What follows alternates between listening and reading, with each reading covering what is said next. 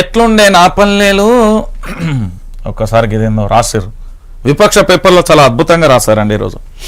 కేసీఆర్ ప్రభుత్వం విజయవంతంగా చేపట్టిన మిషన్ భగీరథ ఫలితం ఇది. ఆదిలాబాద్లోని మారుమూరు పల్లెలలో గోండుగూడలలో శుద్ధ జలం ఇంటి ముందుకే వస్తున్నది.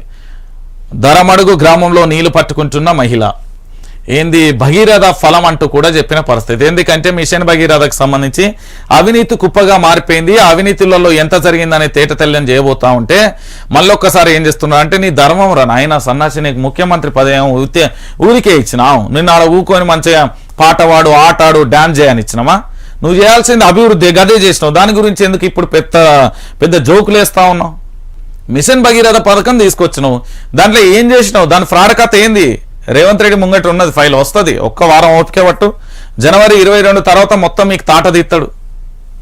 మీ అన్ని కొత్త ఏడాదిలోనూ కోతలే, అన్ని రంగాలలో భారీగా లే ఆఫ్లు ఉంటాయనే అంచనా. గత 2 ఏళ్లలో నుంచి కొలువులలో భారీ కోతలు. 2024 అమెరికాలలో లక్షలలో ఉద్యోగాల తొలగింపు. యుఎస్ కాంగ్రెస్ బడ్జెట్ ఆఫీస్ వెల్లడి. 29% మందికి ఉద్వాసన పలికిన బోల్ట్ సంస్థ.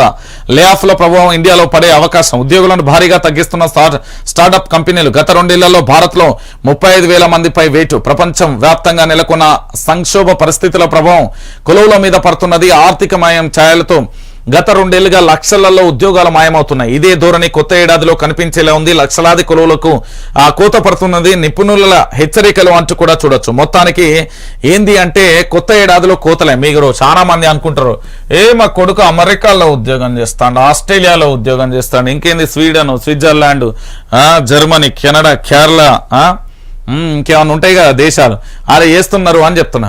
ప్రపంచంలో చాలా ప్రైవేట్ కంపెనీలు కూడా ఉద్వాసన వలికే అవకాశాలు ఉన్నాయి. ఎందుకంటే ఆర్థిక సంక్షోభంతో నెలకొన్న పరిస్థితులతోని పూర్తి స్థాయిలో కూడా చాలా వరకు కూడా మీరు చూడరిగో ఈ ఆర్థిక మాధ్యం ఏదైతే ఉందో దీనితోనే చాలా చోట్ల కూడా మళ్ళొక్కసారి లే ఆఫ్లు, వీక్ ఆఫ్లు, అన్ని ఆఫ్లు ఇచ్చేసి ఇంటికి సాగనంపే ప్రయత్నం జరుగుతున్నది.